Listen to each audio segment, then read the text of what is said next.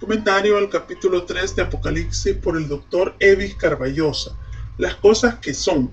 Las cartas a las iglesias de Sardis, Filadelfia y la Odisea, capítulo 3, versículos 1 al 22. Introducción. El capítulo 3 del Apocalipsis contiene las cartas dirigidas a Sardis, Filadelfia y la Odisea. Cada una de estas congregaciones poseía características que han perdurado y en algunos casos han aumentado a través de los siglos. Los que creen que las 7 iglesias son 7 períodos o etapas de la historia de la iglesia de principio a fin, encuentran serias dificultades a la hora de interpretar y aplicar el contenido de cada una de las cartas. Como ya se ha sugerido, es mejor entender las 7 cartas en su sentido literal o histórico. Tocante a la aplicación, sin embargo, se sugiere que las 7 iglesias señalan a 7 condiciones que han existido simultáneamente a través de la historia de la iglesia. El mensaje a la iglesia de Sardis, capítulo 3, versículos 1 al 6. Bosquejo. 1. El destinatario, versículo 1a. 2. La descripción del Señor, versículo 1b. 3. La acusación, versículo 1c y 2. 4. La exhortación, versículo 2 y 3a. 5. La advertencia, versículo 3b. 6. El reconocimiento, versículo 4a. 7. La promesa, versículo 4b al 6. Notas exegéticas y comentarios. Versículo 1. Escribe al ángel de la iglesia en Sardis.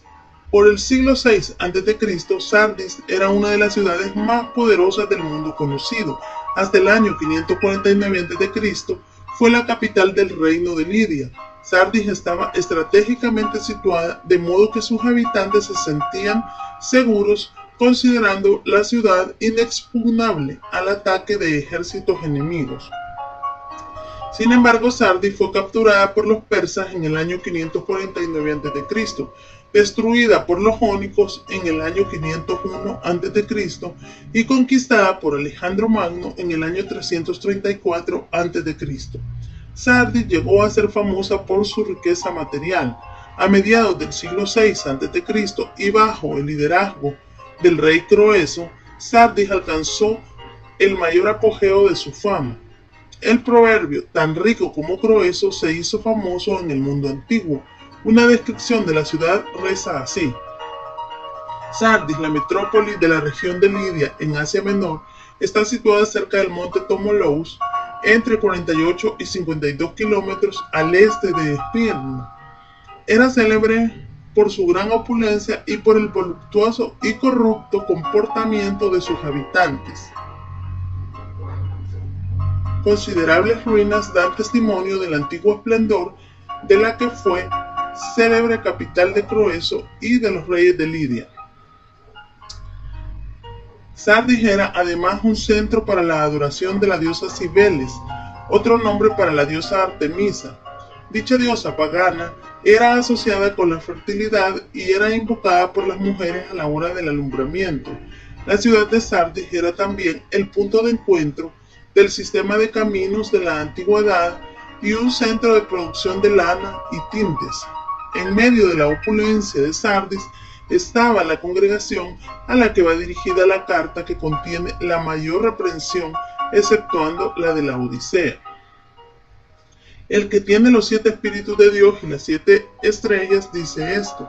La expresión el que tiene o echón es un participio presente voz activa y sugiere acción continua, además de control y dirección. Los 7 espíritus es una referencia a la plenitud del Espíritu Santo. Dicha expresión habla de la plenitud de capacitación y de vida inherentes en el Espíritu y que están a la disposición de la iglesia de Sardis a pesar de su condición de mortandad espiritual. El genitivo de Dios sugiere la doctrina de la procesión del Espíritu, es decir, de la relación eterna entre las 3 personas de la Trinidad. El Señor Jesucristo también tiene control sobre las 7 estrellas, es decir, los mensajeros de las iglesias. Ver 1:16 y 20. La mención de las 7 estrellas apunta al hecho de que el Señor tiene control sobre las 7 iglesias y las hace estrictamente responsables de responder ante una provisión espiritual tan abundante. Como señala Thomas, su constante control no se limita a los mensajeros representados en las estrellas, sino que se extiende a través de ellos a toda la iglesia. Él quiere asegurarse de que los candeleros en cada comunidad están brillando tan intensamente como deben. Sardis representa una situación donde la iglesia ciertamente no emitía luz espiritual como debía hacerlo. La iglesia de Sardis atravesaba una profunda crisis espiritual. En realidad pudiera decirse que estaba espiritualmente muerta o agonizando. Solo el Señor, a través del Espíritu Santo, podía reavivar aquella congregación y sacarla de su letargo y decadencia. Yo conozco tus obras. Esta frase apunta a la omnisciencia del Señor. Él tiene un conocimiento absoluto y perfecto de todas las cosas. Nada, pasado, presente o futuro, se esconde de Él. Que tienes nombre de que vives y estás muerto. Es probable que esta declaración refleje la condición misma de los habitantes de Sardis. Cuando el Apocalipsis se escribió, ya la gloria y fama de la ciudad de Sardis habían pasado a la historia. Es probable que los habitantes de aquella ciudad continuaran manteniendo el orgullo de la gloria pasada sin tomar en cuenta de que vivían en una situación diferente. El Señor pronuncia una cuádruple acusación contra la congregación de Sardis. 1. En primer lugar, Sardis tenía una falsa reputación de vida. Un nombre de que vives sugiere que quienes contemplaban la congregación de Sardis deducían que era una congregación cuyos signos vitales eran aceptables. Tal vez era una asamblea que vibraba con actividades, predicaciones, programas y conferencias, pero en lo que concernía a Cristo estaba tan muerta como un cementerio. La realidad de Sardis era más bien de muerte espiritual, no en el sentido de aniquilación o de cese de la existencia, sino de un estado de impotencia, incapacidad e inhabilitación. Ve Romanos 4:19 y Hebreos 11:12. La frase es enfática en el texto griego, que un nombre tienes de que vives, pero muerto estás. La congregación de Sardis solo vivía en apariencia, pero en realidad, en lo que a Dios se refiere, estaba muerta. 2. La segunda acusación contra Sardis es: no he hallado tus obras perfectas delante de Dios. Versículo 2. Obsérvese el tiempo perfecto del verbo hallar. El Señor ha buscado, pero no ha hallado las obras de los creyentes de Sardis perfectas. Plepreromena. El vocablo perfectas es el participio perfecto o pasiva con función de predicado del verbo pleró, que significa llenar, cumplir, ser llenado. La idea se expresa por A.T. Robertson del modo siguiente: sus obras no se conformaban con el criterio de Dios. Las obras de los creyentes de Sardis estaban faltas de aprobación divina, porque evidentemente no eran generadas por una fe genuina. Lo que se reprocha no es la cantidad, sino la calidad de las obras de aquella congregación. 3. La tercera acusación tiene que ver con la debilidad intrínseca de la vida espiritual de la congregación. El Señor manda que la congregación afirme las otras cosas que están para morir. Versículo 2.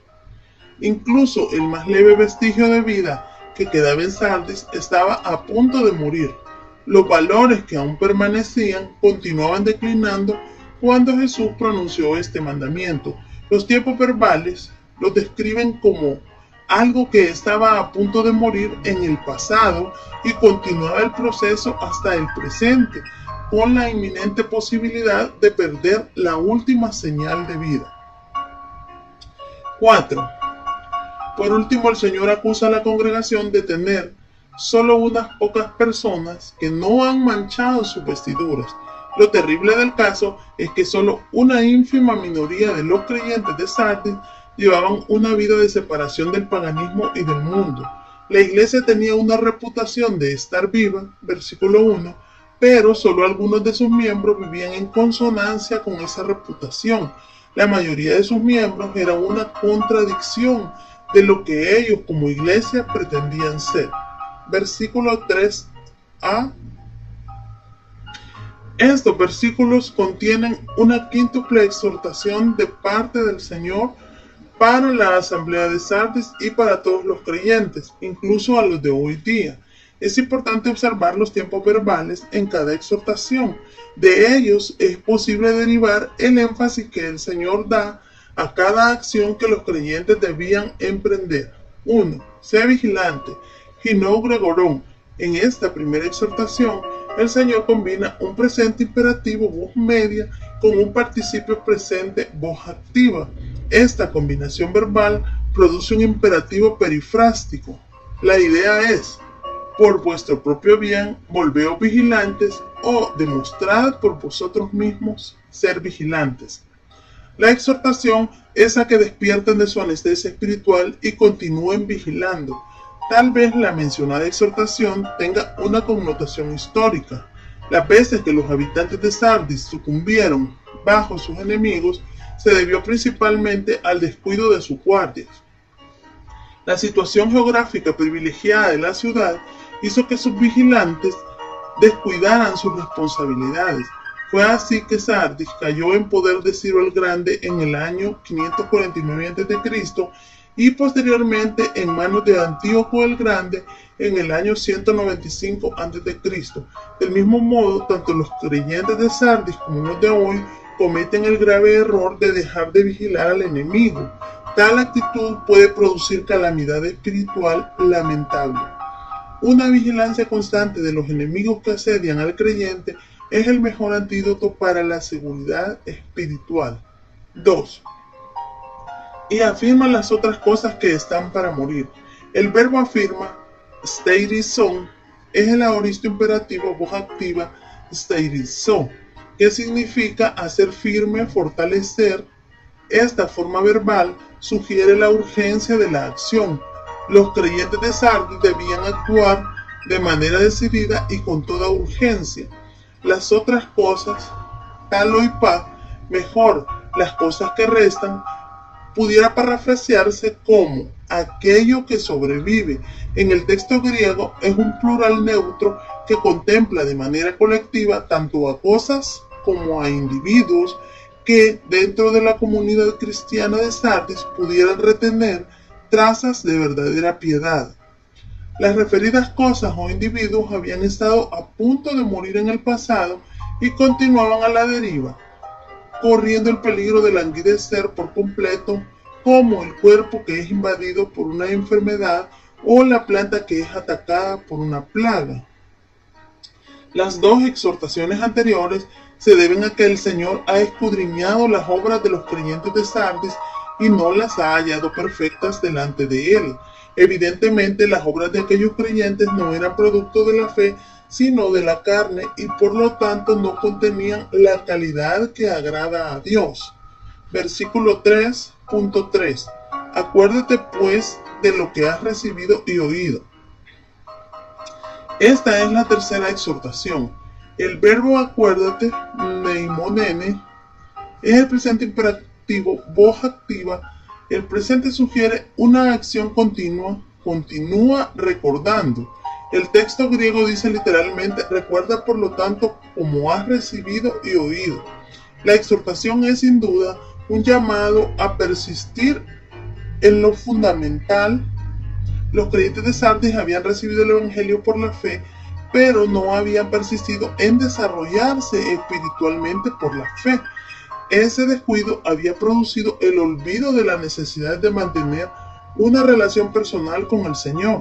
Ve Romanos 10:17, 1 Corintios 4:7, Gálatas 5:7 y Colosenses 2:6. Los verbos has recibido, eileipas, y oído, eikousas, deben observarse cuidadosamente. El primero es un tiempo perfecto y sugiere una acción completa con resultados perdurables. El segundo es un aoristo indicativo que señala al acontecimiento histórico cuando los creyentes de Sardis oyeron el Evangelio que generó en sus vidas la fe que depositaron en Cristo. El creyente ha recibido el regalo de la salvación por la fe en Cristo.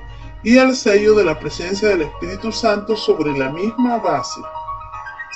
Recordar constantemente tanto el regalo de la gracia recibido por la fe en Cristo como las instrucciones recibidas tocante a la práctica de la fe debe ser una asignatura prioritaria en la vida de todo creyente.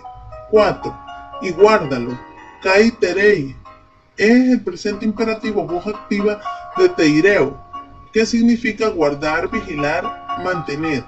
El tiempo presente sugiere acción continua, sigue guardando.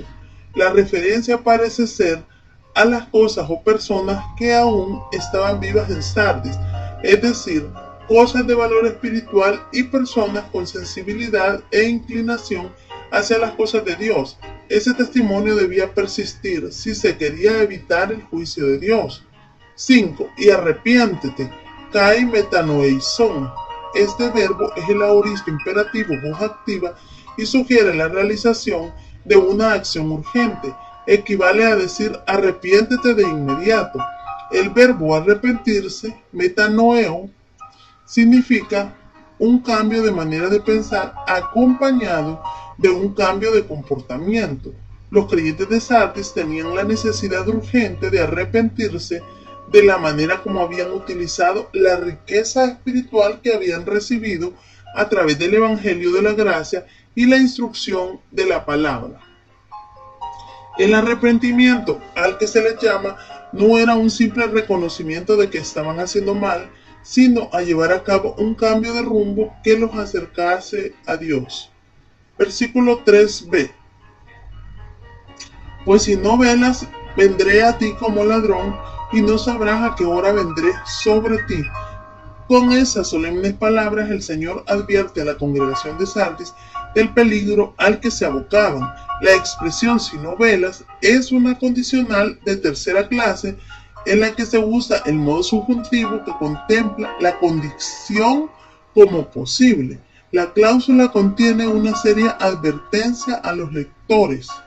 La advertencia pudiera parafrasearse así: por lo tanto, si verdaderamente no te despiertas de inmediato, vendré como un ladrón y no serás capaz de reconocer qué clase de hora será cuando vendré a ti. El estupor espiritual los haría insensibles al obrar de Dios. Vendré sobre ti como ladrón. Exo os klepteis. El texto griego dice, vendré como ladrón. Esta expresión denota sorpresa. Este símil se usa repetidas veces en el Nuevo Testamento con referencia a la segunda venida de Cristo. Ver Mateo 24:43, Lucas 12:39, Primera de Tesalonicenses 5:2, Segunda de Pedro 3:10 y Apocalipsis 16:15. La advertencia es sumamente enfática, como lo indica la frase siguiente: y no sabrás a qué hora vendré sobre ti. No es enfático en el texto griego, ya que se usa la doble negativa oumei, que significa nunca, jamás, en manera alguna.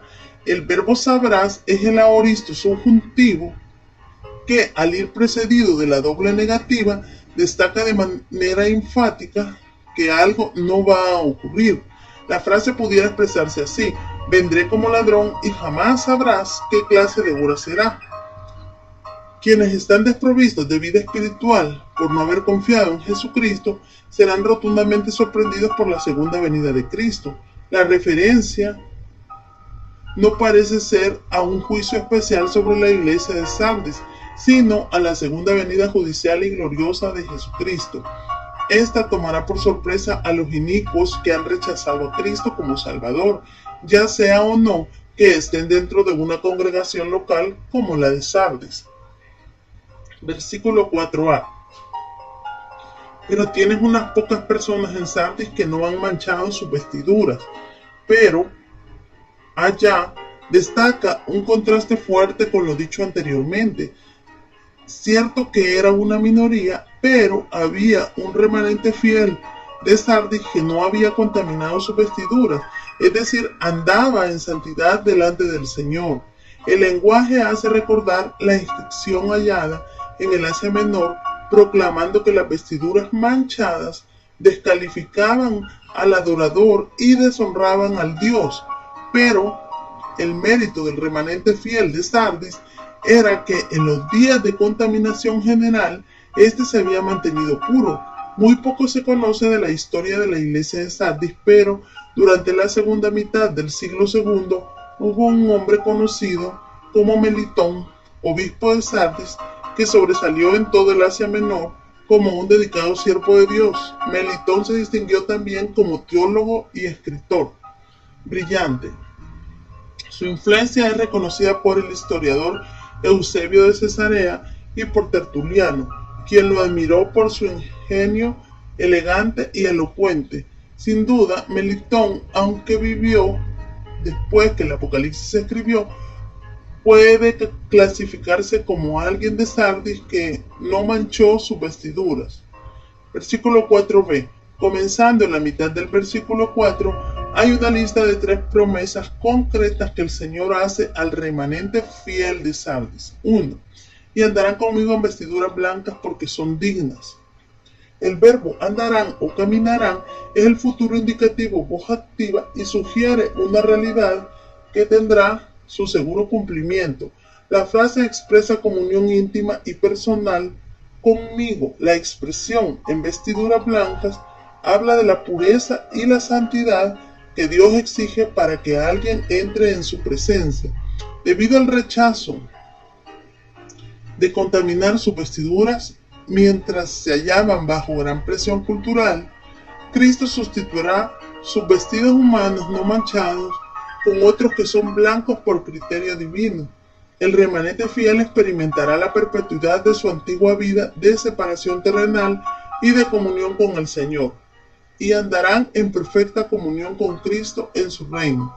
La anticipación de vestir tales vestidos y disfrutar de la compañía personal de Cristo proporciona un amplio incentivo para la fidelidad continua de los pocos de Sardis que se mantenían firmes frente al oleaje de apatía que se había apoderado de la mayoría de la iglesia. Porque son dignas. Hoy, axioi eisin. Esta frase no se refiere a dignidad absoluta. Todo ser humano es indigno de las bendiciones de Dios. Hay, sin embargo, una dignidad relativa que se atribuye a los santos en Cristo. Ver Lucas 20:35, Efesios 4:1, Filipenses 1:27, Colosenses 1:10, Primera de Tesalonicenses 2:12 y Segunda de Tesalonicenses 1:5. El creyente no posee méritos personales que lo capaciten para agradar a Dios por sí mismo. El cristiano tiene que apelar a los méritos de Cristo, puesto que solo Él es digno delante del Padre Celestial. Versículo 5. El que venciere será vestido de vestiduras blancas. Esto podría ser una repetición por razón de énfasis o una ampliación de la promesa del versículo 4. El vencedor será revestido de vestiduras blancas como una exhibición de festividad. Eclesiastés 9:8 y de victoria final. Apocalipsis 7:14 y 19:14. Es además un galardón adecuado para quienes rechazaron la corrupción de Sardis y un reconocimiento público de fidelidad a Cristo. Versículo 5b. Y no borraré su nombre del libro de la vida. Esta solemne declaración expresa la segunda promesa del Señor al remanente fiel de Sardis. La promesa es enfática. El vocablo no es la traducción de la doble negación oumei, que puede traducirse como nunca, jamás, de ninguna manera. El verbo borraré, exaleipso, es el futuro indicativo voz activa de exaleipo, que significa eliminar, borrar. Rienecker explica lo siguiente. En el Antiguo Testamento, el libro de la vida era el registro de todos los que tenían ciudadanía en la comunidad teocrática de Israel. La idea también era común en el mundo secular y todas las ciudades griegas y romanas de aquellos tiempos mantenían una lista de ciudadanos en conformidad con su clase o tribus, en la que los nuevos ciudadanos eran inscritos y de la que ciudadanos indignos eran borrados. La promesa aquí es positiva de que los nombres de estos de ninguna manera serán borrados del libro de la vida. Por supuesto, no se trata de nombres que solo profesaban tener vida, sino que en realidad la poseían. Hay quienes ven aquí la posibilidad de la pérdida de la salvación. Tal enseñanza, sin embargo, no aparece por ningún sitio en la Biblia. Hay más de 150 pasajes bíblicos que de manera definitiva enseñan la seguridad de la salvación de quien ha puesto su fe en Cristo. Recuérdese que toda doctrina debe tener fundamento bíblico y no ser producto de la experiencia humana. Pasajes tales como Juan 5:24, Juan 10:27 al 29, Romanos 8:1, Filipenses 1:6 y muchos otros enseñan de manera enfática la seguridad de la salvación de aquel que en realidad ha confiado en Cristo como Salvador personal. En el Antiguo Testamento, Éxodo 32:32, Moisés pidió a Dios que quitase su nombre del libro de la vida, tu libro que has escrito, pero la petición le fue denegada. Igualmente Pablo en Romanos 9:3 deseaba ser anatema con tal que su pueblo fuera salvo. Lo que Pablo deseaba era imposible porque la salvación es un hecho irreversible como el nacimiento físico. Ve Romanos 11:29, Filipenses 1:6. En los tiempos antiguos, los nombres de quienes morían físicamente eran borrados de las listas o registros de las ciudades. Las autoridades solo mantenían en el padrón a ciudadanos vivos. De la misma manera, en el libro de la vida solo permanecen inscritos los nombres de quienes tienen vida espiritual por haber puesto su fe y confianza en la persona de Jesucristo. Primera de Juan 5:1. El creyente en Cristo tiene la absoluta garantía de la palabra del Señor. Él promete, y no borraré su nombre del libro de la vida. Hay una tercera promesa del Señor al remanente fiel, y confesaré su nombre delante de mi Padre y delante de sus ángeles. El verbo confesaré, homologeizo, es el futuro indicativo voz activo de homologeo, que significa confesar, reconocer, estar de acuerdo. El Señor Jesucristo dijo, a cualquiera pues que me confiese delante de los hombres, yo también le confesaré delante de mi Padre que está en los cielos. Mateo 10:32. Es probable que, presionados por el ambiente religioso cultural, muchos en Sardis se avergonzaban de dar testimonio de su fe en Cristo. Al remanente fiel que no temía exaltar a Cristo, el Señor le promete que le confesará en el cielo delante de mi Padre y delante de sus ángeles. La confesión debe significar el reconocimiento de que pertenecen a Cristo y por lo tanto han sido hechos aptos para participar de su gloria eterna. Colosenses 1:12. Versículo 6. Al igual que en las cartas anteriores, el Señor hace un solemne llamado al individuo. El que tiene oído, oiga lo que el Espíritu dice a las iglesias. En última instancia, la responsabilidad es siempre personal. Una congregación nunca será mejor de lo que lo sean los miembros que la componen. El Espíritu habla a las iglesias a través del apóstol, pero el mensaje es personal para cada uno de los componentes de la asamblea y para nosotros hoy día. Resumen. La iglesia de Sardis era culpable de una sorprendente aridez espiritual. Al parecer, la congregación había caído en la complacencia personal y había abandonado la responsabilidad de testificar de Cristo. La asamblea había estado languideciendo por varios años, tal vez décadas. Se asemejaban a una lámpara a punto de terminársele el combustible y por lo tanto estaban para morir. Es probable que la mayoría de los miembros solo profesaba ser cristianos, pero no había nacido de nuevo. Sin embargo, había un remanente que, aunque pequeño, era fiel al Señor. A quienes solo profesaban ser cristianos, el Señor les advierte de las consecuencias de permanecer en la condición en la que se encontraban y les convida a actuar con prontitud. El remanente fiel, por el contrario, recibe promesas maravillosas. 1. Serán vestidos con vestiduras blancas, símbolo de la condición perpetua de santidad. 2. Andarán con el Señor, descripción de una comunión eterna con Cristo. 3. Sus nombres no serán borrados del libro de la vida, confirmación de la salvación eterna que recibieron por la fe en Cristo.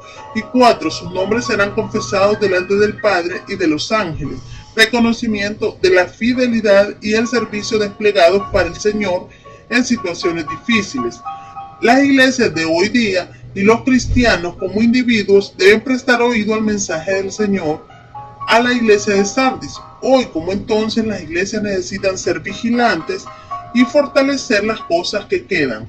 Es necesario advertir que no basta con tener el nombre inscrito en el libro o registro de una iglesia aquí en la tierra. Lo verdaderamente importante es tener la certeza de que por la fe en la persona del Señor Jesucristo, nuestro nombre ha sido inscrito en el libro de la vida. El mensaje a la iglesia de Filadelfia. Capítulo 3, versículos 7 al 13. Bosquejo. 1. El destinatario, versículo 7a. 2. La descripción del Señor, versículo 7b. 2.1. Su deidad. 2.2. Su humanidad. 3. La aprobación del Señor, versículos 8 al 10. 4. La advertencia del Señor, versículo 11. 5. La promesa y la invitación del Señor, versículos 12 y 13. 6. La exhortación, versículo 13. Notas exegéticas y comentarios, versículo 7a. Escribe al ángel de la iglesia en Filadelfia.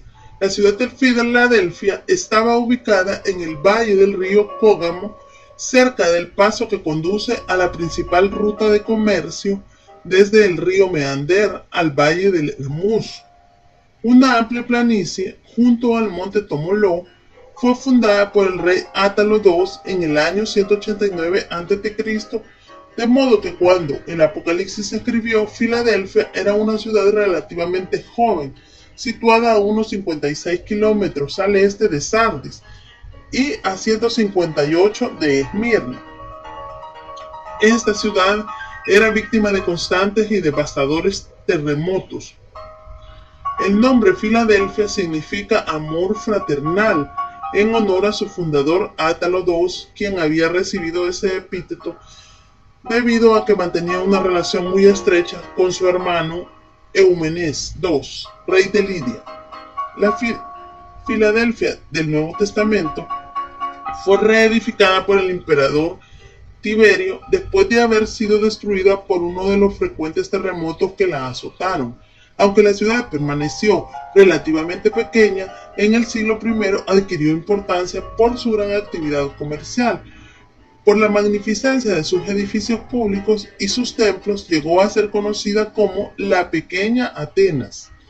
No se sabe ni cuándo ni cómo comenzó la iglesia cristiana en aquella ciudad. Se especula que al igual que otras congregaciones en la región, su comienzo se debió al esfuerzo misionero de la iglesia de Éfeso, particularmente durante los 3 años del ministerio de Pablo en aquella ciudad. Hoy día la ciudad de Filadelfia existe con el nombre de Al-Asher, es decir, la ciudad de Dios. A pesar de la persecución de los turcos, la iglesia ortodoxa griega ha logrado mantener activa allí una congregación hasta hoy día. Versículo 7b. Esto dice el santo, el verdadero. Esta frase expresa 2 atributos personales de Cristo. El Señor Jesucristo es el santo o agios en el sentido más absoluto de la palabra. El sustantivo agios significa separado, apartado. El uso del artículo determinado destaca la identificación de la persona. Él es el santo. Vea Isaías 6.3, 43.3, 14 y 15, 45, 11, 40, 25 y Hechos 2, 27. En contraste con la santidad superficial de los judaizantes del versículo 9, se levanta la absoluta santidad de Jesucristo. El verdadero Ho-Aleitinos, en el sentido de ser genuino. Cristo es la perfecta realización del ideal divino, en contraste con el falso sustituto de los legalistas. Cuando somos confrontados por Cristo, nos enfrentamos no a la sombra de un bosquejo de la verdad, sino con la verdad misma. El que tiene la llave de David, el que abre y ninguno cierra, y cierra y ninguno abre. Cristo es el Mesías heredero del trono de David. Repetidas veces en el Nuevo Testamento se presenta a Cristo como la simiente de David, Mateo 1:1, 21:9, Romanos 1:3, 2 de Timoteo 2:7, Apocalipsis 5:5 y 22:16. Como el Rey Mesías, Cristo tiene control absoluto e indiscutible, mayordomía sobre su reino. La llave era llevada sobre los hombros para demostrar que quien la llevaba poseía absoluta autoridad en la administración de las bendiciones y las posesiones. Isaías 22, 22 al 25. Él es el que abre, porque es el único capaz y digno de dar entrada. Él es el que cierra, porque solo él puede excluir de su dominio. La expresión de David sugiere el reino mesiánico, es decir, reinado de gloria y paz que el Mesías inaugurará cuando venga la segunda vez a la tierra. Cristo posee autoridad davídica genuina en contraste con los miserables impostores judaicos quienes se vanagloriaban de excomulgar a los verdaderos creyentes de todas las bendiciones. Versículo 9. Cristo, por el contrario, quien en su humanidad resucitada sigue siendo el verdadero heredero davídico, 2 de Timoteo 2:8, abre de par en par las puertas del reino milenial a los humildes creyentes que han confiado en él como su único y suficiente Salvador. Versículo 8. Yo conozco tus obras. Se refiere al conocimiento íntimo y sobrenatural del Señor. La frase expresa una declaración general sin especificar a qué obras se refiere. No se menciona ninguna crítica, aunque las obras están expuestas a la omnisciencia del Señor. Es importante recordar que si bien es verdad que las obras no son la acumulación de méritos para la salvación, sí guardan relación con las bendiciones terrenales y con los galardones que Dios dará a los redimidos. He puesto delante de ti una puerta abierta, la cual nadie puede cerrar. Dedoká enopion sou tirán, ein neuimenein, ein oudeis, dinanatai, kleisai, outein. El verbo he puesto, dedoká, es el perfecto indicativo, voz activa de didomi, que significa yo doy. El perfecto sugiere una acción completada con resultados perdurables. El texto dice literalmente, yo he dado. Dicha expresión señala a un regalo de la gracia del Señor. Equivale a decir he derramado, un don permanente. La calidad de las obras de los creyentes de Filadelfia fue premiada por la gracia divina mediante la aprobación para mayores oportunidades. El regalo del Señor a los de Filadelfia consistía en una puerta que ha sido abierta y que permanece abierta. La puerta abierta tiene que ver con la oportunidad para predicar el Evangelio a pesar de la oposición de los enemigos de la fe cristiana o quizá con la amplia entrada en el reino del Mesías. La puerta tenía que ser abierta sobrenaturalmente por Cristo, debido a que la oposición satánica intentaba cerrarla de inmediato. Satanás usa agentes inicuos, 1 Corintios 16:9, la prisión, Colosenses 4:3, maquinaciones, Colosenses 2:2 y 11 y 12, y a los mismos demonios para intentar apagar la llama del testimonio cristiano, Efesios 6:12 y 13. Los cristianos de Filadelfia podían aprovechar la puerta abierta llevando el Evangelio a las regiones de Misia, Lidia y Frigia. La iglesia cristiana hoy día puede llevar el mensaje a todos los rincones de la tierra haciendo uso adecuado de las oportunidades y los medios modernos que Dios ha provisto.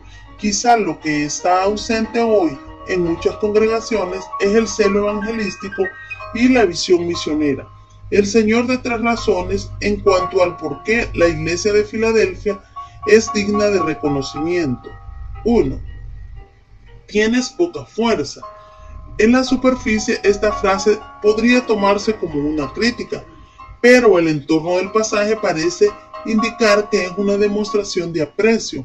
Es probable que la congregación tuviese poca influencia entre los ciudadanos de Filadelfia, pero sus obras eran irreprensibles. Tal vez los creyentes de Filadelfia pertenecían a la clase proletaria sin poder político ni económico, pero guardaban un excelente testimonio. 2. Ha guardado mi palabra. El verbo ha guardado, eteireisás, es el aoristo primero, modo indicativo, voz activa de teireo. El aoristo contempla el hecho histórico y el modo indicativo destaca la realidad del hecho.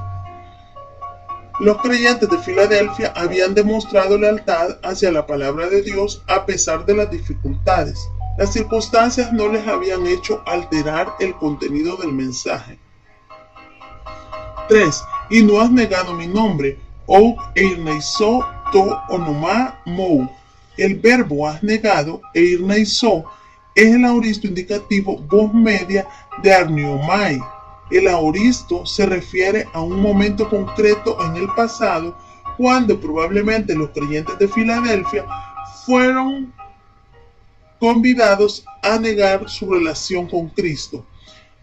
En una situación específica de prueba, los cristianos de Filadelfia se mantuvieron firmes y fieles en sus convicciones. Versículo 9.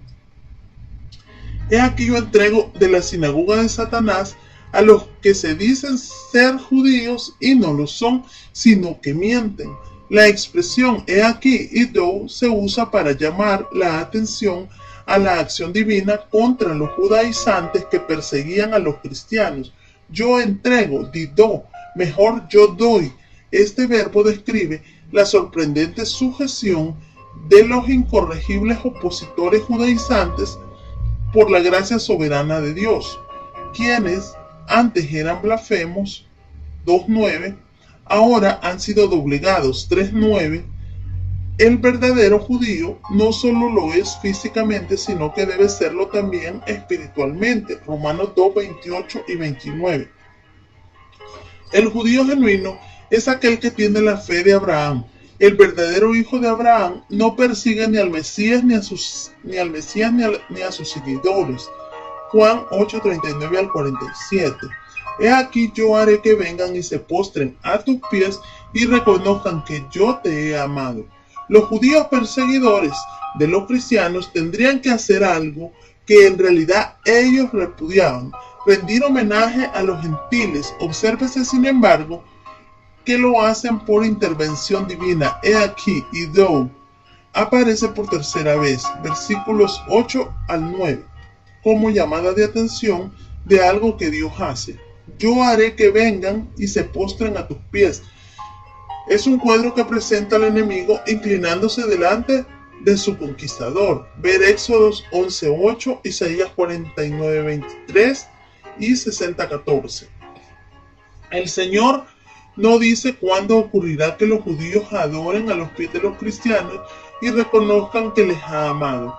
Es de suponer que tal acontecimiento ocurra con la conversión de judíos a la fe cristiana y por lo tanto vengan a formar parte de la iglesia, cuerpo de Cristo. Es ahora en esta dispensación cuando el judío es enseñado por los gentiles cómo acercarse a Dios en el reino glorioso del Mesías. Cuando Israel sea restaurada a su lugar de privilegio, será el judío quien enseñará al gentil. Isaías 60 del 1 al 16. Y reconozcan que yo te he amado. Kai nusin otiego eiga peisa. C. El judío daba por sentado que Dios no podía amar a los gentiles. Creía que Dios era solo Dios de los judíos. Los gentiles eran pecadores y por lo tanto indignos del amor de Dios. Reconozcan. Es el segundo aoristo subjuntivo voz activa de ginosko, que significa conocer por experiencia. El tiempo aoristo destaca el acontecimiento histórico. El modo subjuntivo realiza una función de futuro. En el Nuevo Testamento el subjuntivo se usa con mayor frecuencia que el futuro indicativo. Aquí es una continuación de la cláusula de propósito que comienza con el que y na, que aparece en el medio del versículo 9, que vengan. El judío que ha perseguido y blasfemado a los cristianos aquí en la tierra, un día tendrá que reconocer que el Señor ha amado al gentil. Apocalipsis 1:5. Versículo 10. Por cuanto has guardado la palabra de mi paciencia, oti eteireisas ton, logon teis hipomoneis mou. El Señor reconoce y congratula a los creyentes de Filadelfia por haber sido fieles en medio de las pruebas y dificultades. El verbo has guardado, eteireisas, es el aoristo indicativo voz activa, guardaste, que apunta a una situación histórica concreta. El sustantivo paciencia, hipomoneis, significa resistencia, aguante y describe a quien no claudica cuando está en medio del fuego de la prueba. La promesa del Señor se expresa así: yo también te guardaré de la hora de la prueba que ha de venir sobre el mundo entero. La importancia del contenido de esta promesa no debe ser minimizada. Su comprensión tiene que tomar en cuenta una adecuada exégesis del texto que conduzca a una hermenéutica congruente con el pasaje en particular y con el argumento del mismo libro del Apocalipsis. El texto castellano de la Reina Valera 1960 no destaca el énfasis del yo también, cagó. Su uso aquí sugiere reciprocidad y su traducción sería yo también por mi parte. En el contexto de Apocalipsis 3:10 se podría expresar así: porque has guardado la palabra de mi paciencia, yo a su vez te guardaré. Ahora bien, la promesa del Señor se extiende a la hora de la prueba que ha de venir sobre el mundo entero. ¿Qué significa esa frase? La respuesta a esa pregunta es de vital importancia. Curiosamente, José Grau omite toda discusión de dicho texto y solo se limita a citar el versículo. Leon Morris, por su parte, se circunscribe a decir que podría significar guardarte de atravesar la prueba o guardarte justo a través de la prueba, aunque luego añade: esta es una prueba completa porque probará a aquellos que moran en la tierra, que parece significar todos los habitantes de la tierra. Otra opinión generalizada es la que expresa el reconocido teólogo y comentarista George Elad. Este escritor ubica la hora de la prueba dentro de los tiempos escatológicos que precederán al regreso glorioso de Cristo, la identificación con la gran tribulación de los últimos días, pero sitúa a la iglesia dentro de ese periodo y afirma que ella sufrirá las persecuciones del anticristo. Es desconcertante, sin embargo, que Elad no aplica satisfactoriamente el hecho de que el texto declara que esa hora de la prueba tiene como propósito probar a los que moran sobre la tierra. Es decir, la prueba referida en el pasaje no está diseñada para la iglesia, sino evidentemente para el mundo inicuo. Otra cuestión importante que necesita aclararse es el significado de la preposición de, ek, que aparece en la expresión te libraré de, se teireizó ek.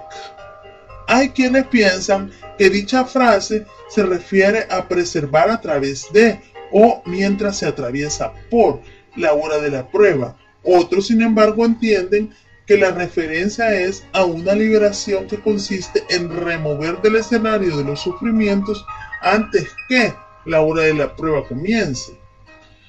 Quienes entienden que el versículo se refiere a una preservación a través de la prueba, insisten en que la iglesia pasará por la gran tribulación y por lo general intentan interpretar el significado de ek, de, sobre la base de Juan 17:15 y Santiago 1:27, pero de inmediato se confrontan serias dificultades.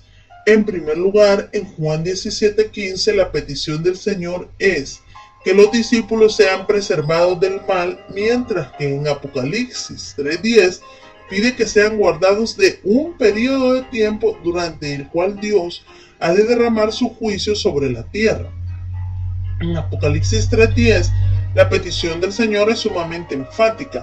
Él no pide que los creyentes sean librados de la prueba, sino que lo sean de la hora misma de la prueba, es decir, del tiempo en que los juicios de Dios sobre la humanidad inicua se harán efectivos. Los creyentes no son sacados de la hora de la prueba, sino librados de o mantenidos fuera de la hora de la prueba. Si un entrenador de fútbol le dice a un jugador que lo va a dejar fuera del partido, dicho jugador debe entender que no va a jugar en ningún momento. Pero si le dice que lo va a sacar del partido, el jugador correctamente entiende que en algún momento estará jugando hasta que sea sacado del partido. La promesa del Señor claramente afirma que los que han confiado en Cristo quedarán por completo fuera de la hora de la prueba, cuyo objetivo es probar a los moradores de la tierra. Se ha argumentado que la preposición griega ek, de, en muchos casos toma el significado de fuera de en medio. Ver Gálatas 1:8 y Apocalipsis 7:14. Si bien es cierto que dicha preposición en algunos casos podría significar fuera de en medio de, debe observarse que en Apocalipsis 7:14 el verbo usado con dicha preposición es un verbo de acción, erchomai, que requiere el uso de la preposición ek. Estos son los que han salido de ek, la gran tribulación. En el caso de Apocalipsis 3:10, el verbo guardaré, teireizo, no exige el uso de dicha preposición a menos que el escritor tuviese la intención deliberada de indicar que quiere decir librar de o mantener fuera de. Si el autor hubiese querido decir librar de en medio de, hubiese usado la preposición griega en. Y si hubiese querido decir librar a través de, la preposición dia habría dado mayor claridad a la expresión. Una interpretación normal del pasaje conduce a la conclusión de que la hora de la prueba, teisorastou peirasmou, se refiere a ese periodo de juicio y tribulación que precede al establecimiento del reino mesiánico. Dicho periodo se menciona en Daniel 12, Mateo 24, Marcos 13 y 2 de Tesalonicenses 2, y abarca los capítulos 6 al 19 del Apocalipsis. La hora de la prueba se refiere sin duda a la 70ª semana de la profecía de Daniel 9:27 por las siguientes razones. 1. Afectará al mundo entero. El texto dice que ha de venir sobre el mundo entero. Teis meiouseis erchestai epi teis oikoumeneis oleis, es decir, actuará sobre toda la tierra habitada. Oikoumeneis oleis. Esa gran tribulación será universal. Mateo 24:14 y 21. Afectará a todos los seres humanos. Mateo 24:22. Y será un periodo único, puesto que si no fuese acortado, nadie sobreviviría. Tal cosa jamás ha ocurrido en la tierra hasta el día de hoy. 2. Dicha tribulación tiene como propósito probar a los que moran sobre la tierra. El verbo probar, peirasai, es el aoristo primero modo infinitivo voz activa de peirazo y sugiere propósito. La expresión los que moran sobre la tierra es una frase cliché usada en el Apocalipsis repetidas veces. Ver Apocalipsis 6:10, 8:3, 11:10, 12:12 y 14:6, y se refiere a los que no poseen ciudadanía celestial. Sus hogares, corazones, honor, ilusiones y esperanza están totalmente centrados en la tierra. Estos constituyen una clase particular de gente que será dejada en la tierra y que sufrirán la ira divina. La promesa de ser removidos de la tierra antes que comience la hora de la prueba debió de servir de aliento y consuelo a los creyentes de Filadelfia. Ellos habían guardado la palabra de la paciencia del Señor, habían sido fieles en su compromiso cristiano. Si lo que les esperaba a cambio era ser preservados mientras pasaban por una tribulación sin precedentes, eso no hubiese significado ningún consuelo para ellos. Recuérdese que la hora de la prueba afectará al mundo entero sin excepción. Incluso los convertidos durante la gran tribulación sufrirán físicamente hasta el punto de que muchos de ellos morirán por dar testimonio de su fe. Ver Apocalipsis 6, 9 al 11, 7, 14 y 13, 7. Walpole escribe: el punto de vista que opta por la remoción de la escena es satisfactorio también porque proporciona un significado adecuado de la hora de la prueba. Un periodo de tiempo durante el cual existe la prueba. Si la promesa concerniese a la prueba misma, la liberación concebiblemente podría ser parcial, pero la promesa es considerablemente fortalecida al referirse al periodo mismo, de manera que la expresión se enuncia de la manera más enfática posible, al efecto de que la iglesia de Filadelfia sería librada de ese periodo. ¿Por qué la iglesia guardada de la hora de la prueba? Obsérvese que la promesa del Señor, porque has guardado la palabra de mi paciencia, yo a su vez te guardaré de la hora de la prueba. Texto griego. Es cierto que la iglesia no está exenta de tribulación, pero su tribulación es presente. Ver Juan 15, 18 al 21 y 16, 33. Debido a que la iglesia ahora sufre y padece por causa de Cristo, esa es una razón primordial de por qué no tendrá que sufrir los juicios de la futura gran tribulación. Como se ha observado antes, la única vez que aparece en el Nuevo Testamento una frase similar es en Juan 17:15. No ruego que los quites del mundo, sino que los guardes del mal. En este versículo, sin embargo, el Señor pide que sus discípulos sean guardados fuera del alcance de la extensa influencia del enemigo. Él no pide solamente que sean librados de los asaltos externos del maligno, sino que sean librados de reposar o dormirse dentro de su dominio. Cristo no pide que sean removidos de la escena de la actividad satánica. En resumen, Apocalipsis 3:10 enseña que habrá un periodo de tribulación futura sin precedentes que el texto llama la hora de la prueba. Esa tribulación no será algo local, sino que afectará al mundo entero. Además, dicha tribulación tiene como objeto primordial probar a los moradores de la tierra. La frase "los moradores de la tierra" tiene una connotación espiritual. Se refiere a personas que están tan arraigadas en cuestiones terrenales que no tienen ningún interés en la venida de Cristo y por lo tanto son objeto de la ira de Dios. El texto enseña que la iglesia será librada no a través de la prueba, sino que lo será de la hora misma de la prueba. Es decir, la iglesia será removida antes que los juicios correspondientes a la 70ª semana de Daniel tengan comienzo. ¿Quién será el beneficiario de la promesa? Robert Thomas hace la siguiente observación. El amplio alcance de esta promesa significaba que los cristianos filadelfianos triunfarían no solo sobre la burla y las intrigas de sus inmediatos adversarios judíos, sino también sobre los más amplios enemigos paganos, debido a que ese periodo de tribulación precederá inmediatamente la venida del Señor a la tierra con poder y gran gloria. Mateo 24, 29 y 30. Y debido a que la generación a la que Juan escribió estas palabras hace mucho tiempo que desapareció, la representación de Filadelfia, no solo de las otras 6 iglesias del Asia, sino también de la Iglesia Universal a través de la era presente, es evidente. Versículo 11. He aquí yo vengo pronto. Erchomai tachi. En el texto griego solo dice vengo pronto. La misma frase aparece en Apocalipsis 2:16, 22, 7 y 12 y 20. Véase también 1:7.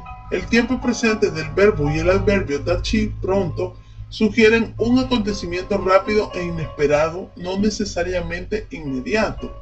La declaración tiene que ver con el suceso del rapto de la iglesia y al igual que en 2.25 constituye una exhortación a asirse de la esperanza que es propia del cristiano.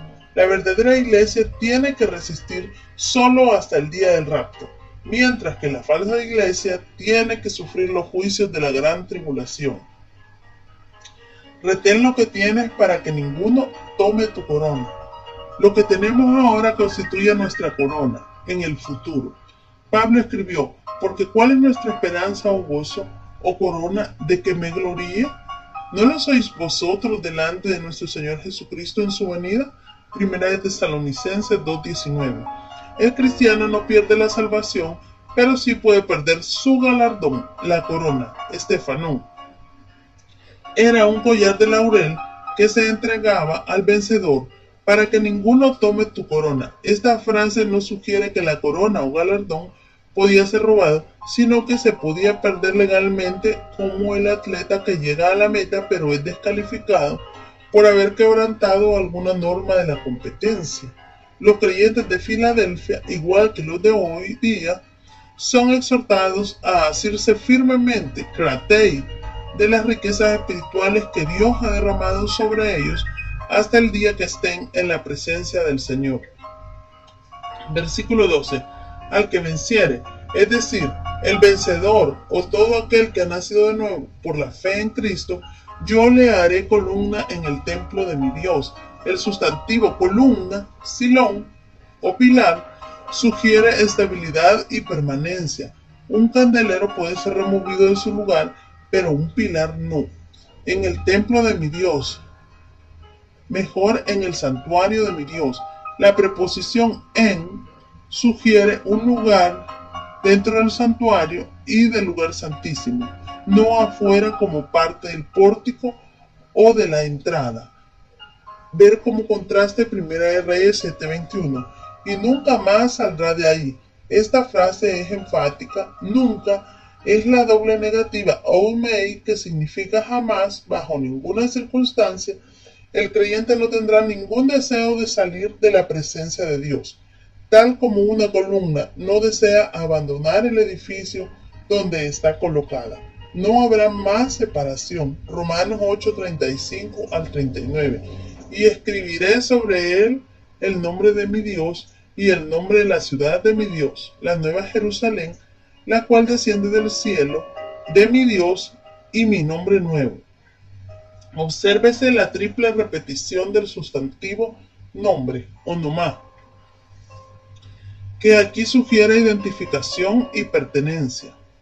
También se repite 3 veces la expresión mi Dios, tou, teu, mou, que destaca identificación en una relación única con Cristo. Y porque el creyente está en Cristo, puede disfrutar de esa relación.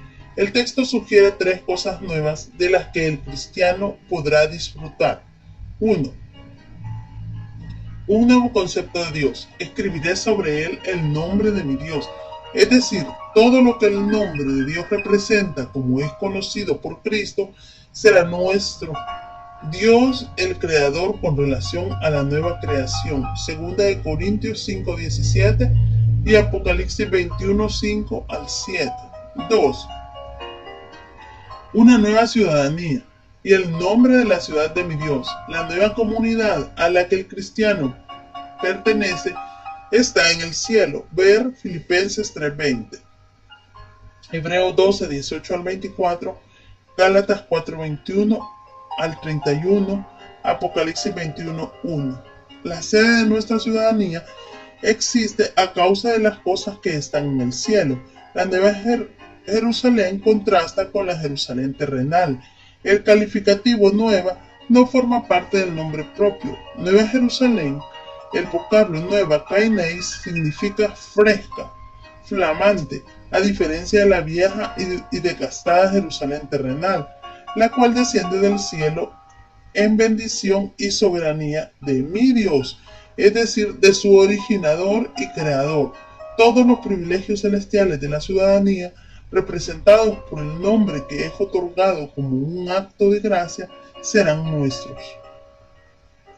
una comunión con Cristo en su venida consumadora, y mi nombre nuevo, que aún no ha sido revelado. El nombre nuevo de Cristo simboliza la plena revelación de su carácter prometido al vencedor en la segunda venida de Cristo.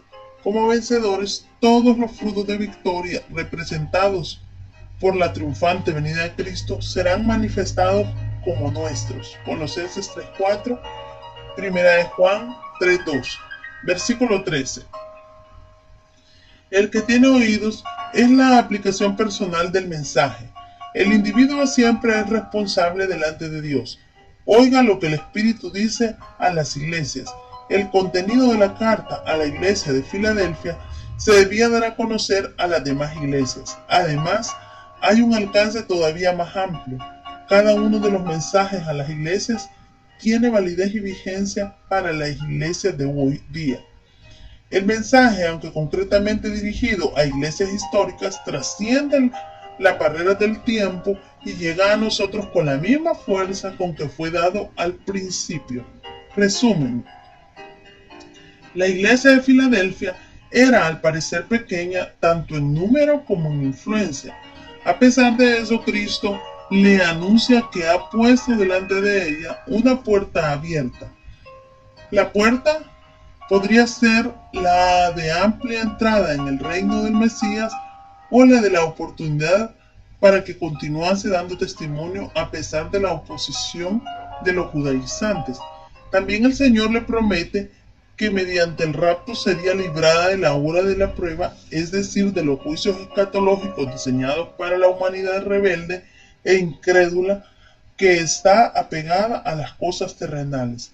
Además, el Señor promete al vencedor que disfrutará de una íntima comunión con Él en la Nueva Jerusalén. Hay una exhortación final a prestar oído al mensaje. El reto a todos los que oyen hoy es a recibir a Cristo como Salvador y, habiéndolo recibido, dar fiel testimonio del Señor. Esto confirmará su salvación y su posesión de la vida eterna con Dios. El mensaje a la iglesia de la Odisea. Capítulo 3, versículos 14 al 22. Bosquejo. 1. La dedicatoria. Versículo 14a. 2. La descripción del Señor. Versículo 14b. 2.1. La firmeza de su carácter. 2.2. La fidelidad de su proclamación. 2.3. La preeminencia de su persona. 3. La denuncia basada en la evaluación. Versículos 15 y 16. 4. La condenación por la autosuficiencia. Versículo 17. 5. La exhortación a la recapacitación. Versículo 18. 6. La advertencia a encarar la disciplina. Versículo 19. 7. La promesa al remanente fiel. Versículos 20 y 21. 8. El llamado a escuchar la voz del Espíritu. Versículo 22. Versículo 14. Y escribe al ángel de la iglesia en la Odisea. La ciudad de la Odisea fue fundada por Antíoco II en el año 261 al 246 a.C. y nombrada así en honor de su esposa. La Odisea fue establecida como una base militar para proteger la frontera norte del reino de Antíoco. La ciudad estaba situada en el valle del río Lico, a 80 kilómetros al sureste de Filadelfia, cerca de Colosas y Hierápolis, y a 192 al este-sureste de Esmirna. La Odisea era favorecida, además, por su cercanía a dos importantes rutas comerciales imperiales. Una de las rutas partía de Éfeso y la costa del mar Egeo y terminaba en la meseta de Anatolia. La otra se iniciaba en la capital provincial, en Pérgamo, continuaba hacia el sur hasta el Mediterráneo, terminando en Atalia, en la región de Panfilia. Durante el Imperio Romano, la Odisea llegó a ser la ciudad más rica de Frigia, bendecida con la tierra fértil del valle del río Lico. La Odisea era poseedora de ricos pastos para la crianza de ovejas, haciendo uso de cruces cuidadosos. Los ganaderos de la Odisea lograron conseguir la producción de una lana negra, suave y brillante, cuya comercialización estaba en gran demanda. La Odisea era poseedora de una escuela de medicina que había sido establecida en conexión con el templo de Men-Kau, una deidad asociada con la sanidad. Los maestros de dicha escuela llegaron a producir un ungüento con propiedades para curar enfermedades de los oídos y un colirio para las enfermedades de la vista. Quizá el principal problema de la ciudad yacía en el abastecimiento del agua. El precioso líquido era suplido desde una fuente situada a casi 10 kilómetros de distancia en Denizli. La riqueza de la Odisea llegó a tal punto que fue capaz de soportar el costo de reedificar la ciudad después de ser destruida por un terremoto sin necesidad de apelar al subsidio de Roma. La iglesia de la Odisea fue probablemente establecida por algún discípulo de Pablo, tal vez Epafras, cuando el apóstol ministraba en Éfeso. La Biblia no registra que dicha iglesia sufriese persecución, graves herejías, ni que tuviese algún adversario. Tampoco se cita a un remanente, pero sí se menciona la tibieza general y la indiferencia espiritual de dicha congregación. La carga a la Odisea termina con una interrogante implícita. ¿Hay en esta congregación a lo menos un solo individuo dispuesto a oír? He aquí el amén, el testigo fiel y el verdadero, el principio de la creación de Dios, dice esto. Con esta frase, saturada de enseñanza, Cristo se presenta a sí mismo a la iglesia de la Odisea. Cristo es el ejemplo perfecto de esas virtudes tan conspicuamente ausentes en la Odisea. Las características de Cristo enunciadas en el texto se pueden resumir así. 1. Firme en su propósito. Cristo es el amén o amén. Aunque dicho vocablo aparece repetidas veces en los evangelios como una llamada de atención, de cierto, aquí se usa como un nombre propio acompañado del artículo determinado. Cristo es el amén a sus propias promesas. De ahí que sus promesas sean fijas, firmes, inconmovibles y de rígido cumplimiento. 2. Fiel en su proclamación. El testigo fiel y verdadero. Como testigo, Cristo es A. Fiel en cuanto a su constancia, es decir, no falla en la ejecución de su testimonio. Y B. Verdadero o genuino en cuanto a su contenido. Él hace exactamente lo que ha prometido hacer. 3. Preeminente en su posición, el principio de la creación de Dios. Hei archei teis kiseos tou teo. Cristo no es la primera de las criaturas como creían los arrianos y como creen y enseñan los testigos de Jehová y los mormones hoy día, sino que es la fuente de origen de la creación a través de quien Dios obra. Colosenses 1:15 y 16, Juan 1:3, Hebreos 1:2. Cristo es la causa, cabeza y centro del universo. Esta descripción personal de Cristo constituye una censura del egocentrismo de los creyentes de la Odisea. Viene el día en que todo será redimido en conformidad con la voluntad del gran originador.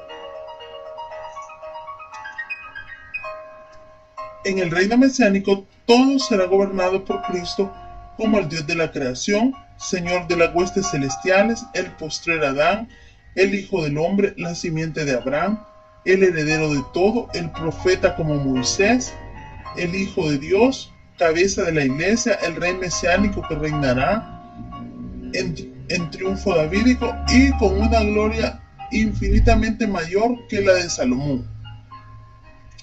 Las ilusorias y transitorias riquezas de la Odisea no son dignas de compararse con todos los tesoros de la sabiduría y del conocimiento escondidos en Cristo. Colosenses 2:3, 15, versículo 15. Yo conozco tus obras, que ni eres frío ni caliente. El conocimiento sobrenatural de Cristo penetra hasta lo más profundo y escudriña las obras de los creyentes de la Odisea. La inútil tibieza de aquella asamblea no escapa del escrutinio del Señor. El veredicto del Señor es que los de la Odisea no eran ni fríos ni calientes, no eran fríos como el hielo para que pudieran reconocer su profunda necesidad, tampoco eran calientes hirvientes de manera que estuviesen en consonancia con el criterio de Cristo. Versículo 16. El calificativo de tibio, chiliauros, sugiere que hubo un tiempo en que los creyentes eran calientes, pero ahora se habían enfriado. Los tibios manantiales cercanos a Hierápolis eran claramente visibles desde la Odisea. Esos manantiales no proporcionaban ni agua potable ni aguas termales con propiedades terapéuticas. Tibio, por lo tanto, sugiere sin uso adecuado, sin eficacia. En el versículo 15 el Señor dice: ojalá fueses frío o caliente. Eisei o pelón psicros eis ei cestos. Es decir, desearía que frío fueses o caliente. El deseo del Señor respecto a los creyentes de la Odisea manifiesta su compasión y contrariedad por lo que podrían haber sido. La advertencia del Señor es: pero por cuanto eres tibio, te vomitaré de mi boca. Mejor, estoy a punto de vomitarte de mi boca. Esta acción sugiere rechazo con disgusto extremo. Versículo 17. Porque tú dices, lo que hoy se llamaría la autoestima de los creyentes de la Odisea era totalmente desproporcionada. La frase es una especie de autofelicitación. Tú dices, los de Sardis tenían un nombre o una reputación delante de los demás, pero los de la Odisea manifestaban una vanagloria basada totalmente en su propia autoestima. Yo soy rico y me he enriquecido y de ninguna cosa tengo necesidad. Esta es una manifiesta declaración de autosuficiencia. La frase es enfática. Soy rico, he obtenido riquezas y continúo siendo rico. Esta cláusula equivale a decir me he enriquecido mediante mi propio esfuerzo. Los de la Odisea confiaban en sus propios méritos. La Odisea era una pobre rica iglesia. Abundaban en intelectualidad, estética, organización, programas, propiedades, números, obras de justicia, pero espiritualmente estaba en bancarrota. La Odisea había confundido la ruina con la riqueza, la retrogresión con la revitalización. La autosuficiencia de los creyentes de la Odisea se hace más conspicua en la frase y de ninguna cosa tengo necesidad. Esta triste declaración parece excluir hasta al Señor, quien tiene que quedar fuera y llamar a la puerta. ¿Y no sabes que tú eres un desventurado, miserable, pobre, ciego y desnudo? Así se expresa la valoración que el Señor hace de aquella congregación. No sabes, oídas, ni siquiera en teoría sugiere que los de la Odisea no tenían percepción ni discernimiento espiritual. Tú eres, es decir, tú mismo eres, una enfática acusación que indica la culpabilidad del acusado. El desventurado, miserable, pobre, ciego y desnudo, la Reina Valera 1960 omite el artículo determinado de manera inexplicable. Dicho artículo es importante, se usa un solo artículo, pero gramaticalmente su función se asocia con los 5 calificativos, indicando que los 5 adjetivos se aplican a una misma persona. Tú eres el desventurado, miserable, pobre, ciego, desnudo. La iglesia de la Odisea era desventurada y miserable, un objeto de lástima debido a una triple condición. 1. Pobre, espiritualmente en bancarrota como un mendigo que nada tiene. Ciego, irremediablemente incapaz de ver su propia condición. Desnudo, sin un mínimo de genuina vestidura espiritual. Versículo 18. Por tanto, yo te aconsejo que de mí compres oro refinado en fuego. En el texto griego no aparece la expresión por tanto. El verbo aconsejo, simboleo, es el presente indicativo voz activa. El Señor no da un mandamiento, sino que hace una oferta de gracia, con una perspectiva de las cosas tan terriblemente distorsionadas. La iglesia de la Odisea necesitaba ser corregida. Para una ciudad sagaz, calculadora y mercantil, el Señor usa el método más adecuado. Que de mí compres, agorasai paremou. El verbo compres, agorasai, es el aorista primero, voz activa de agorazo, de agora, que significa mercado. El aoristo infinitivo sugiere un acto realizado con urgencia. En realidad, la Odisea estaba en bancarrota y por lo tanto no podía comprar nada, pero no era una cuestión de dinero. Las cosas mencionadas en el versículo son imposibles de adquirir con dinero. Ver Isaías 55:1. Sin dinero y sin precio. El precio que la Odisea debía pagar era el abandono de su estado de complacencia y egocentrismo. La exhortación es que de mí compres. De mí pone de manifiesto el hecho de que Cristo era la única esperanza para aquella congregación. La respuesta al crítico problema espiritual en los de la Odisea y en cualquier otra congregación es restablecer la correcta conexión con Cristo. La iglesia de la Odisea necesitaba adquirir tres cosas del Señor. 1. Oro refinado en fuego, fresco, sacado del crisol, sin oportunidad para verse contaminado y sin sufrir deterioro. Tal vez haya aquí una referencia a la fe. Ver Santiago 2:5 y 1 de Pedro 1:7. La raíz de la pobreza de la Odisea yacía en su confianza propia. Solo la fe en Cristo podía enriquecer la vida de aquella congregación. Obsérvese la cláusula de propósito.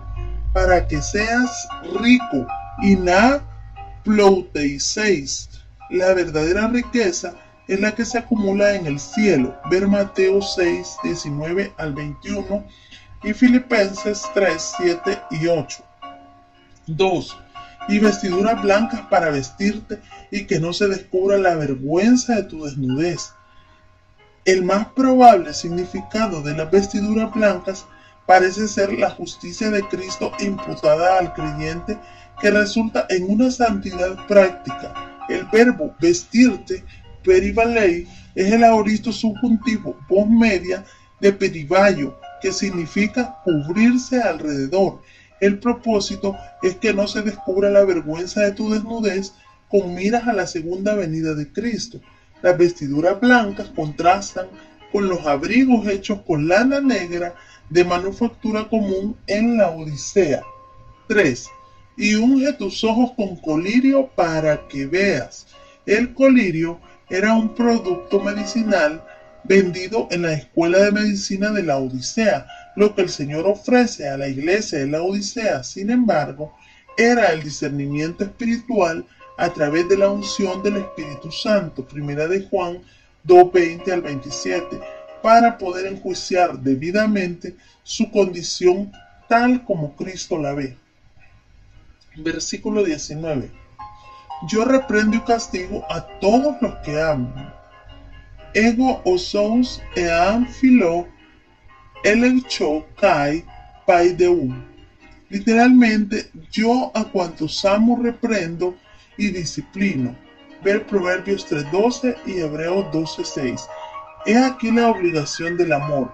El padre que ama a su hijo de verdad no vacila en reprenderlo y castigarlo si es necesario para que regrese al camino correcto. El verbo amo en este caso es fileo y no agapao. No es fácil determinar por qué el Señor prefiere el uso de fileo en esta situación. Tomás ofrece una explicación razonable y exegéticamente congruente. Fileo es un amor de afecto personal que es enteramente consonante con la severidad de la disciplina asociada con el amor de Dios. Es más humano y más emocional que agapao y tiene menos profundidad. Dicho vocablo probablemente es seleccionado aquí para mostrar que a pesar de la palabra, de la pobre actitud de la iglesia hacia él, todavía el Señor tiene un sentimiento de afecto hacia ella. La sorprendente selección de este término emocional viene como una tierna e inesperada manifestación de amor hacia quienes lo merecen menos entre las 7 iglesias. Dios aplica acción disciplinaria cuando sus hijos la necesitan. La disciplina puede ser en forma de reprensión, yo reprendo, el hecho, con el resultante reconocimiento de culpa. También puede manifestarse como castigo, pai de wo. El verbo castigar, pai de wo, significa entrenar niños, castigar, corregir. El resultado esperado por el Señor se expresa así: sé pues celoso y arrepiéntete. Sé celoso, sé lewe. Es el presente imperativo voz activa. El presente sugiere una acción continua. Sé constantemente celoso. Por otro lado, el verbo arrepiéntete, metanoeison, es el aoristo primero ingresivo, modo imperativo voz activa de metanoeo. El aoristo imperativo sugiere acción urgente. El aspecto ingresivo del aoristo contempla el comienzo de la acción. La frase completa podría expresarse así: comienza a arrepentirte de inmediato y de ahí en adelante sé continuamente celoso. Versículo 20. He aquí yo estoy a la puerta y llamo, y doy esteika epitein tiran kai crow.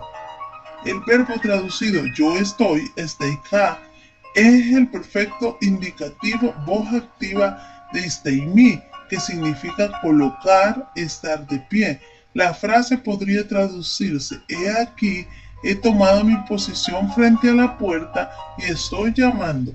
La expresión he aquí es una llamada de atención para contemplar algo poco común o maravilloso. Un rey aguarda en espera de un mendigo.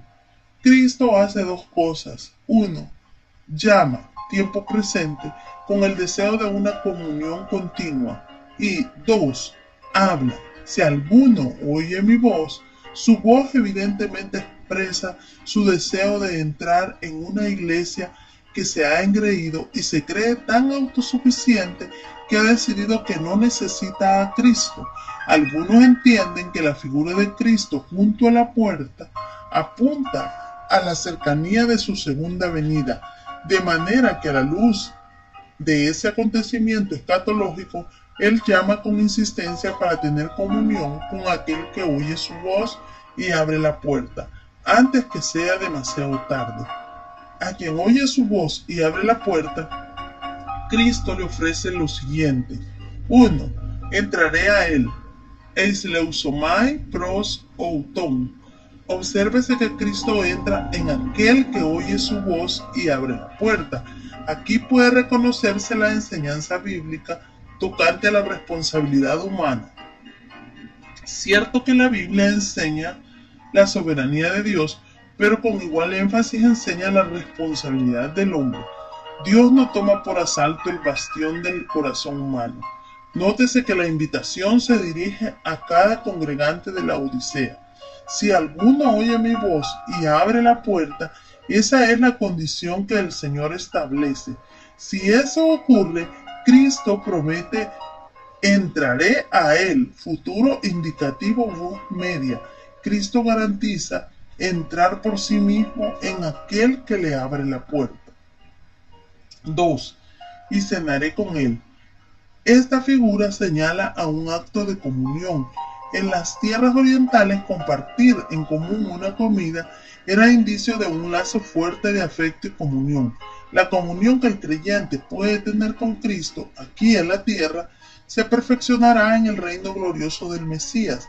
Allí habrá perfecta comunión con el Señor en intimidad y santidad.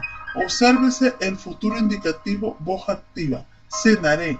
Esta promesa se cumplirá si se cumple la condición de oír su voz y abrir la puerta. 3. Y él conmigo. Kaioutos met emou. En el reino del Mesías habrá una grandiosa cena de comunión, tal como Cristo lo anunció, para que comáis y bebáis a mi mesa en mi reino, y os sentéis en tronos juzgando a las 12 tribus de Israel. Lucas 22:30. Cristo presidirá la mesa de comunión en el reino como lo hizo en el aposento alto, Mateo 26, 20 al 29, y habrá una mutua relación y disfrute personal. Cenaré con él y él conmigo. Este mutuo intercambio de camaradería describe la cercanía final de Cristo en el futuro.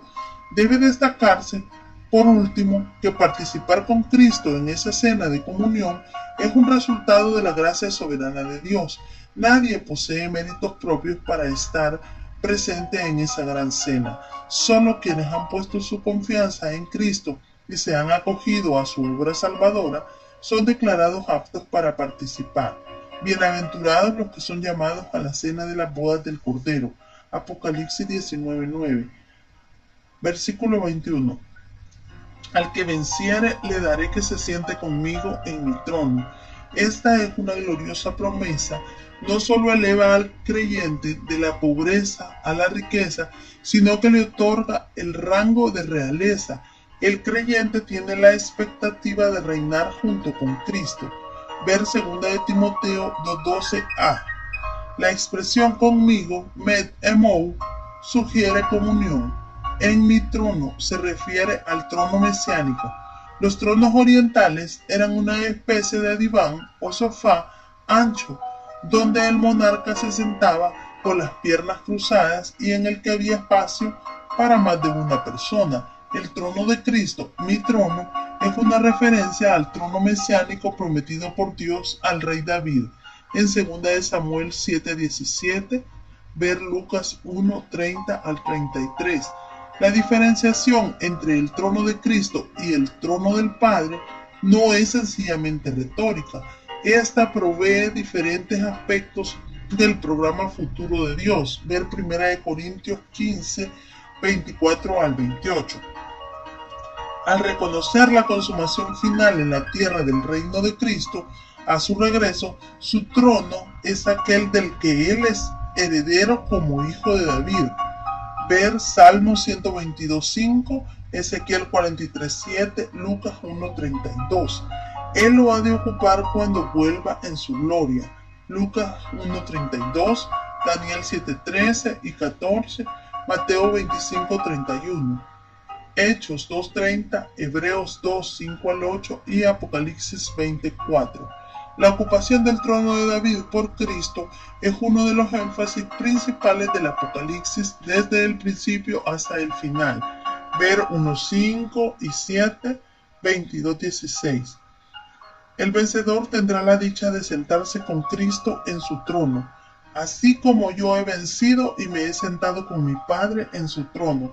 El verbo he vencido, enikeisa, es un aoristo histórico y enfoca la victoria de Cristo tanto en la cruz como en su resurrección. En su muerte y su resurrección, Cristo venció al pecado, a la muerte y al diablo. Su victoria fue rotunda y definitiva. Me he sentado, ekaetizá. También es un aoristo histórico. He tomado mi asiento. Su obra fue perfectamente acabada y por lo tanto ascendió al cielo a la presencia del Padre para ser exaltado al lugar de honor. Efesios 1:20, Hebreos 1:3, 8:1 y 12:2. Y sentarse con el Padre en su trono. Versículo 22. El que tiene oído oiga lo que el Espíritu dice a las iglesias. Con estas palabras termina el mensaje a cada una de las 7 iglesias. Lo que el Espíritu dice a las iglesias, también lo dice al creyente como individuo. Resumen y conclusión. Los capítulos 2 y 3 del Apocalipsis constituyen una unidad dentro de la estructura del libro. aunque deben interpretarse y ser comprendidos a la luz del mensaje total del Apocalipsis.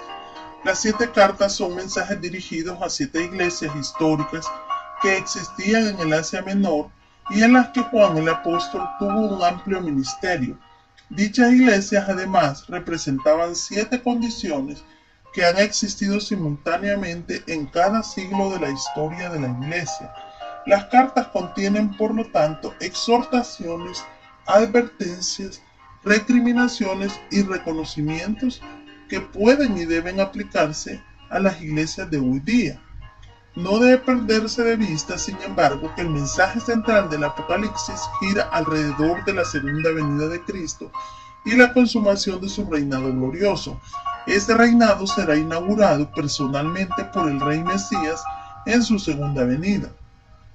Antes de su venida corporal y visible, tendrá lugar el cumplimiento de la 70ª semana del profeta Daniel 9:27.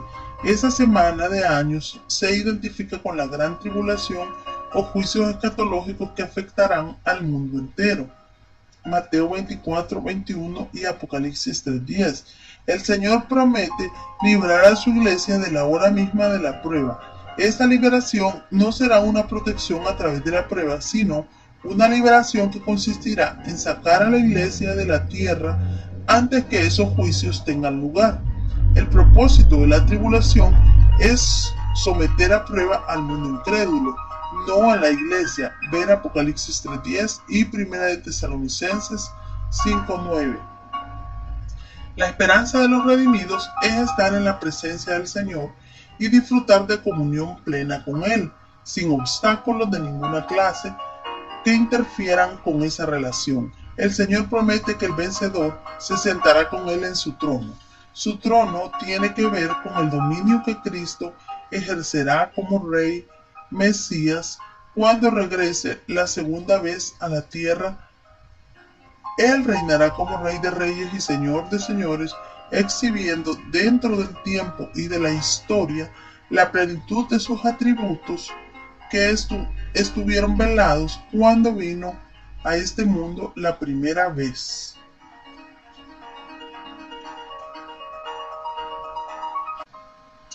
La esperanza de los redimidos es estar en la presencia del Señor y disfrutar de comunión plena con Él, sin obstáculos de ninguna clase que interfieran con esa relación. El Señor promete que el vencedor se sentará con Él en su trono. Su trono tiene que ver con el dominio que Cristo ejercerá como Rey Mesías cuando regrese la segunda vez a la tierra.